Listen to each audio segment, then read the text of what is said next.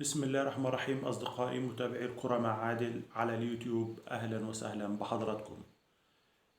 لقاء جديد، وما تنسوش إن شاء الله تدوس اشتراك للقناة ولايك وشير علشان نقدر نوصل لأكبر عدد من السادة المتابعين. النهاردة إن شاء الله هنتكلم عن آخر استعدادات النادي الأهلي لمباراة العودة مع فريق الرجاء المغربي. أخبار التدريب إيه؟ مدى جاهزية اللعيبة للمباراة. إن شاء الله هنتكلم على آخر أخبار بطولة البال اللي بينظمها النادي الأهلي على صالة الدكتور حسن مصطفى. حكم مباراة السوبر ما بين الأهلي والزمالك يوم 5 مايو، مين من الحكم. آخر الأخبار العالمية، وإن شاء الله كل شيء هيكون مع حضراتكم بالتفصيل إن شاء الله. نبدأ استعدادات النادي الأهلي لمباراة العودة مع الرجاء المغربي. إن شاء الله طبعا النادي الأهلي بيتفائل بالتدريب على ملعب العربي الزاولي. الملعب ده دايما الأهلي لما بيذهب للمغرب بيتدرب على الملعب ده، لأنه الأهلي بيتفائل بالتدريب على الملعب في الدار البيضاء. النهارده مارسيل كولر بدأ التدريبات بعمل اجتماع مع اللعيبة ومحاضرة نظرية حول توزيع مهام كل لاعب. انت دورك ايه في المباراة؟ ايه اللاعب اللي انت هتلعب عليه؟ واجباتك الهجومية، واجباتك الدفاعية، كل شيء ده في المحاضرة النظرية.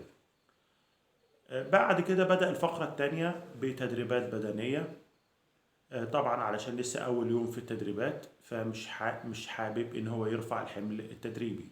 كانت تدريبات لرفع اللياقة البدنية للعيبة بعد رحلة سفر وصلوا في وقت متأخر من ليلة أمس، واطمأن على جميع اللاعبين ومدى جاهزيتهم. وإن شاء الله غدا هيكون الحصة التدريبية الثانية استعدادا للمباراة.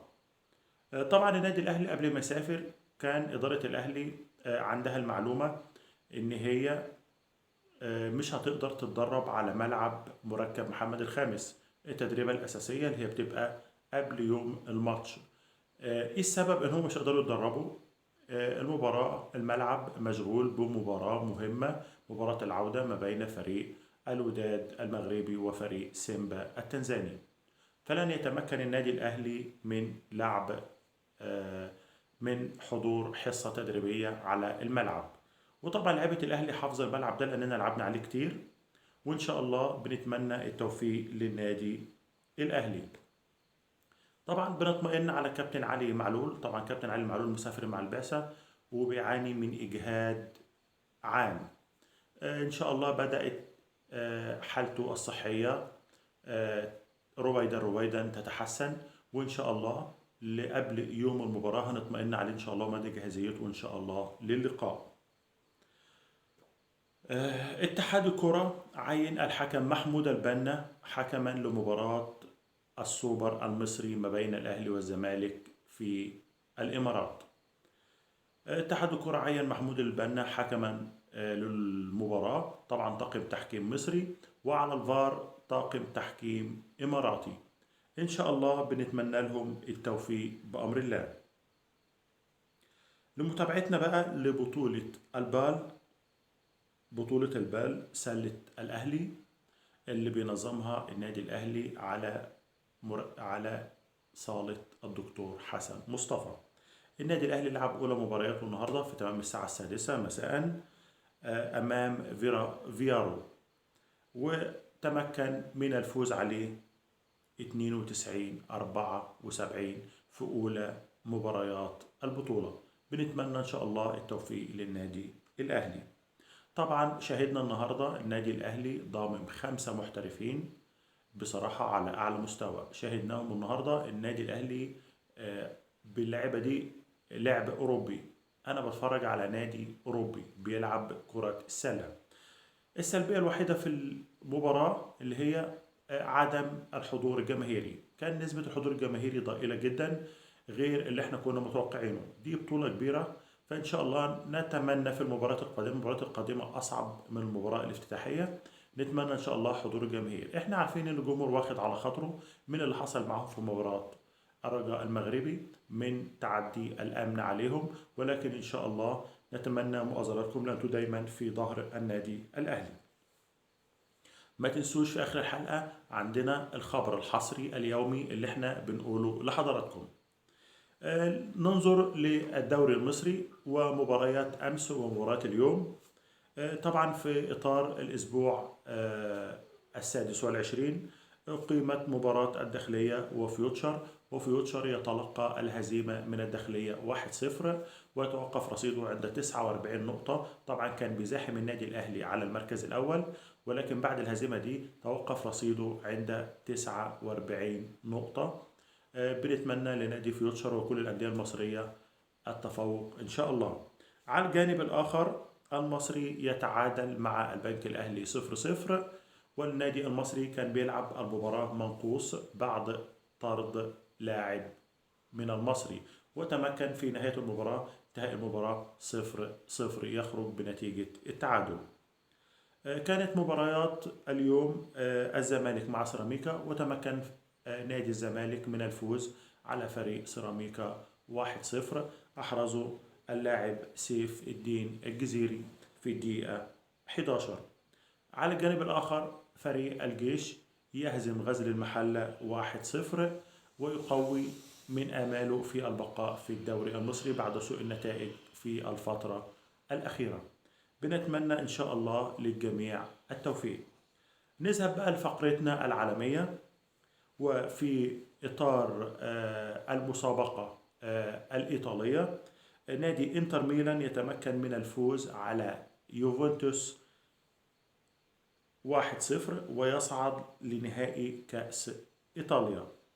طبعا كان إنتر ميلان ويوفنتوس ده ديربي إيطالي. إنتر ميلان استطاع ان هو ينهي الديربي ده بالفوز على يوفنتوس ويصعد لنهائي كأس إيطاليا. في الدوري الأسباني بالأمس تكلمنا عن هزيمة ريال مدريد أمام فريق جيرونا ب4 أهداف. قلنا برشلونة خلاص هو اللي هيفوز بالدوري وتمكن من اقتناص القمة بفارق 11 نقطة. اليوم يسقط فريق برشلونة أمام ريو فاليكانو 2-1. يعني احنا بنقول ريال مدريد اتهزم، انت عندك حظوظ فوز بالبطولة. ايه اللي حصل؟ لا، بيسقط هو الاخر فريق برشلونة بالهزيمة 2-1. نذهب بقى للمتعة والكرة الجميلة، متعة المشاهدة، الدوري الانجليزي. وفي الدوري الانجليزي طبعا كلنا عارفين ان هالاند هو هداف الدوري الانجليزي برصيد 33 هدف. يأتي خلفه هاري كين ب24 هدف. طبعا فرق شاسع، 9 أهداف فرق ما بين هاري كين وهالاند. مانشستر سيتي يفوز على الأرسنال، وطبعا كان ديربي إنجلترا، يفوز على الأرسنال صاحب القمة 4-1.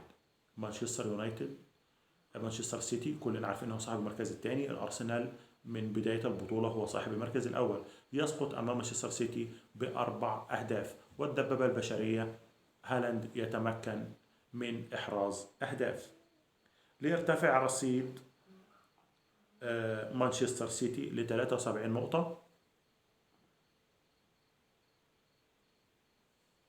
ليتمكن مانشستر سيتي ارتفاع رصيده ل 73 نقطة، والأرسنال يتوقف رصيده عند 75 نقطة. وفريق أرسنال يسبق مانشستر سيتي بمباراتين، يعني مانشستر سيتي الفرق نقطتين ولكن ليه مباراتين. على الجانب الآخر ليفربول يفوز على ويست هام 2-1. بريتفورد يفوز على تشيلسي 2-0 في الدوري الإنجليزي. طبعا نوصل لخبرنا الحصري النهارده. خبر حصري زي ما قلنا، اللاعب مايلي اللاعب الكونغولي على رادار النادي الأهلي. عندنا لاعب النادي الأهلي دخل فيه بقوة، ده من مصادرنا الخاصة تمكنا ان النادي الأهلي دخل في اللاعب ده بقوة. لاعب فريق سان جورج الأثيوبي إسماعيل أورو أوجورو. بصراحة اللاعب ده لاعب 27 سنة، لاعب هداف من الطراز الفريد، طوله 186 سنتي، لاعب صندوق، مهاجم صريح، وده اللي النادي الأهلي محتاجه. اللاعب ده لعب الموسم ده 18 مباراة، أحرز 18 هدف وعمل 3 أسيست، يعني يعتبر هدف في كل مباراة زائد 3 أسيست. لاعب يتميز بالسرعة، بالطول الفارع، القوة الجسمانية، لاعب بصراحة للنادي الأهلي. وفي نفس الوقت لو النادي الأهلي دخل في اللاعب ده هيكون سعره رخيص، مش سعر غالي زي كل اللعيبة اللي النادي الأهلي بيجيبها. يبقى احنا كده طبعا عندنا في الفقرات الحصرية بتاعتنا عندنا اللاعب الكونغولي مايلي، وده برضو لاعب صندوق، وعندنا اللاعب اسماعيل اورو اوجورو. وطبعا اسماعيل اورو اوجورو لاعب صندوق وهداف من الطراز الفريد. ان شاء الله في الحلقات الجاية هنتابع معاكم استعدادات النادي الاهلي، وان شاء الله غدا هنتكلم برضو على استعدادات الرجاء البيضاوي لمباراة العودة. في نهاية لقائنا ما تنساش تعمل متابعة للقناة ولايك وشير علشان نقدر نوصل لأكبر عدد من السادة المتابعين. والسلام عليكم ورحمة الله وبركاته.